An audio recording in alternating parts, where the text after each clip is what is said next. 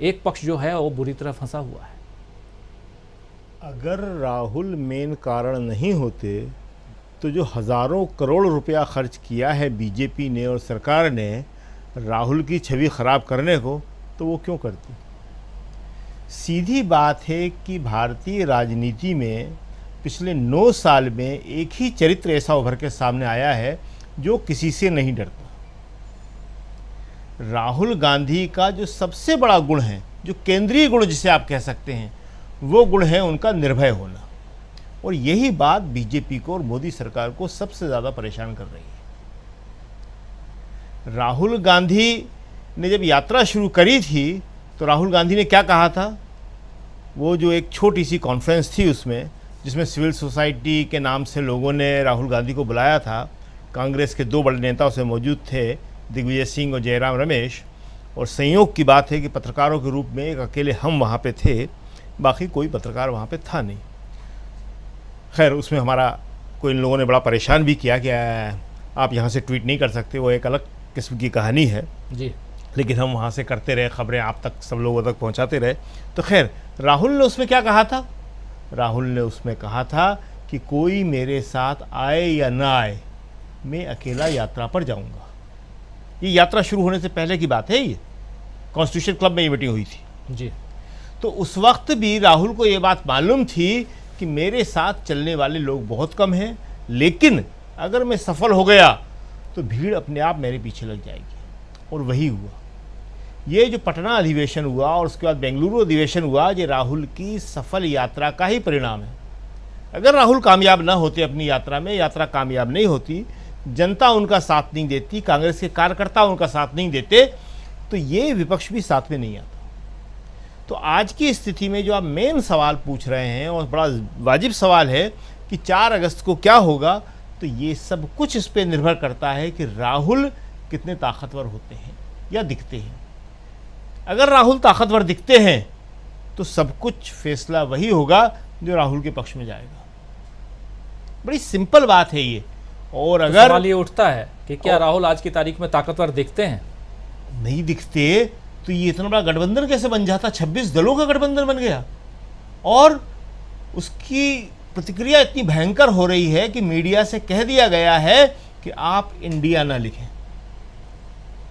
वो अब इंडिया नहीं लिख रही, आई बिंदी एन बिंदी डी डॉट इंडिया लिख रही है। और उससे भी मजेदार बात यह है कि कांग्रेसी भी डर गए थे। कांग्रेसी ने भी एक दिन लिखना शुरू कर दिया था अपने ऑफिशियल मीडिया पे, आई डॉट एन डॉट। और जब हमने इसको लिखा तो फिर उनको होश आया, फिर उनका नहीं हम नहीं डरते, हम इंडिया ही लिखेंगे। तो उनसे क्या कहा गया मीडिया से कि इसको यूपीए लिखिए। अपने सहयोगी दलों से क्या कहा गया बीजेपी ने कि इसको यूपीए ही बोलिए, आप इंडिया मत बोलिए। तो इंडिया नाम जो है वो जनता में क्लिक कर गया। और क्लिक किस वजह से कर गया?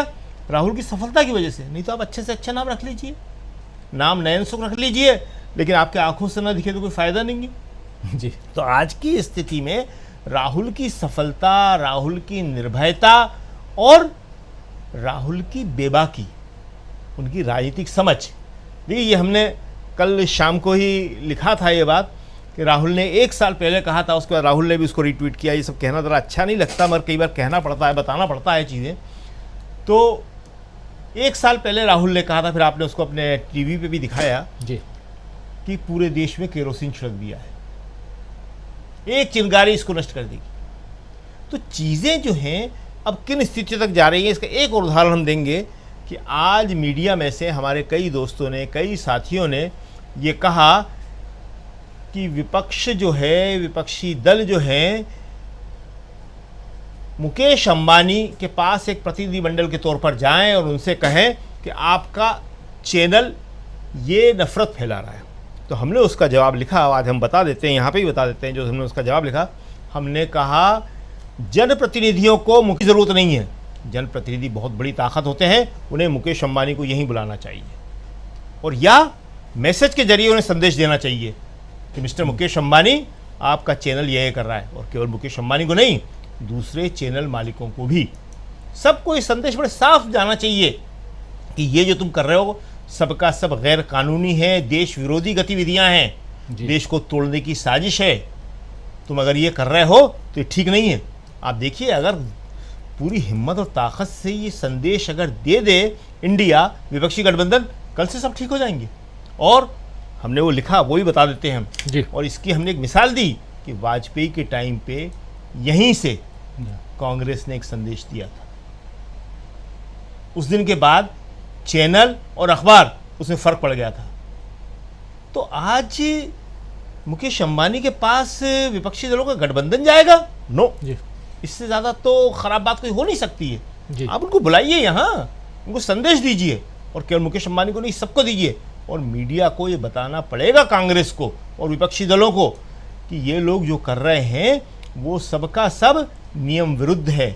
जिस नियमों के अंतर्गत इन्हें लाइसेंस मिले हैं चैनल चलाने का और अखबार चलाने का, उसमें देश के अंदर नफरत विभाजन फैलाना अपराध है। इनका काम अंधविश्वास फैलाना, झूठ फैलाना, गलत बातें फैलाना नहीं है। ये इस तरह की बातें नहीं कर सकते, लेकिन ये कांग्रेस कहती नहीं है। और मतलब बड़ी दुर्भाग्य की बात है कि कांग्रेस के कई नेता, हम इनके नाम भी बता सकते हैं जी, नाम लेके बता सकते हैं। उन नेताओं में कुछ तो राहुल विरोधी हैं जो मीडिया से बहुत ही मधुर संबंध रखते हैं, और कुछ राहुल के खास लोग हैं जो राहुल का नाम ले लेके राहुल के विश्वास पात्र बन के आगे बढ़े हैं। वो भी यही काम करते हैं। अभी कल हमने कहा था, यहीं पे कहा था कि जो चेतन सिंह गिरफ्तार हुआ है, ज़रा उसका मोबाइल चेक कर लीजिए, उसमें किस किस व्हाट्सएप ग्रुप में है। तो कांग्रेस के वालों के जो मोबाइल हैं उनमें भी आपको मालूम पड़ जाएगा किस एंकर से किस तरह से ये प्रेम संबंध बना के रखते हैं अपने जी। और काहे के लिए रखते हैं, हम यही बता देते हैं। वो कहते हैं मेरा चेहरा दिखाते रहो, मुझे बख्श देना। राहुल को गालियां दो खूब, कांग्रेस की नीतियों की बखिया उधेड़ दो तुम। ऐसे लोगों को आइडेंटिफाई करने की जरूरत है। अभी राहुल कर गांधी देते हैं, को अगर भी। आप कहें तो अभी कर देते हैं, हम नाम ले लेके सब। नहीं, आप मत कीजिए, मैं सबूत होके कर देते हैं हम इसमें से निकाल के। लेकिन हम ये बताना चाह रहे हैं कि ये बात राहुल गांधी को, नए अध्यक्ष बने हुए मल्लिकार्जुन खड़गे जी को, प्रियंका गांधी को समझना चाहिए। देखिए, इन लोगों ने, हम फिर कहते हैं, सोनिया गांधी का बहुत मिसयूज किया इन लोगों ने। सोनिया गांधी जी बहुत राजनीतिक रूप से परिपक्व हैं, बहुत इंटेलेक्ट है उनके अंदर राजनीतिक, मगर चूंकि बहुत सारी चीज़ों में नई थी वो, तो वो नहीं समझ पाई। कांग्रेस के नेता ये सब करते रहे। लेकिन अब राहुल को इस बात को समझना चाहिए कि 2014 में इसीलिए हारे थे। राजीव गांधी के साथ इन्हीं लोगों ने धोखा किया था। ये राहुल गांधी को समझना है कि राजीव गांधी के साथ धोखा क्या हुआ था, सोनिया गांधी जी के साथ धोखा क्या हुआ था, उन्हें मालूम है सब कुछ। और लेकिन उन्हें अपने आँख कान ज़्यादा खुले रखना चाहिए। और अगर वो मालूम नहीं रखेंगे तो अगर वो चुनाव जीत भी गए, सरकार बना भी ली, तो ये ताकतें, नफरती ताकतें कमज़ोर होने वाली नहीं हैं। इन पर कड़ी कार्रवाई करने की ज़रूरत है। और वो विश्वास, वो लोगों को भरोसा राहुल गांधी को, खड़गे जी को और इंडिया के नेताओं को दिखाना पड़ेगा। जी बिल्कुल। G23 तो अभी खत्म हुआ है। कुछ दिन पहले भारत जोड़ो यात्रा से